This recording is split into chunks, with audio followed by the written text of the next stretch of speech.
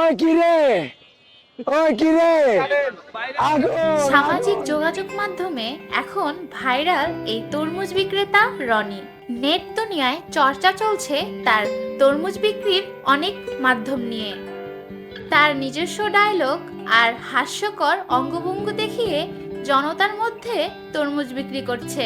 তরমুজ কাটার পর কখনো কখনো বলতে শোনা যায় আগুন আগুন, মাঝে মধ্যেই বলে ওঠে রসমালাই রসমালাই।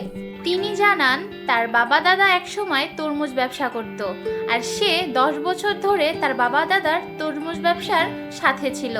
তাই তিনি এখন তরমুজ ব্যবসা নিয়ে কাজ করছে। তিনি বলতে পারে কোনটা লাল হবে, কোনটা মিষ্টি হবে, আর কোনটা একদম পাকা হবে। সে যেটা বলে লাল হবে সেটা সবসময় লালই হয়। কাটার পর দেখা যায় তার কথা একদম মিলে গেছে তরমুজের সাথে। সে যেন একজন সফল তরমুজ ব্যবসায়ী।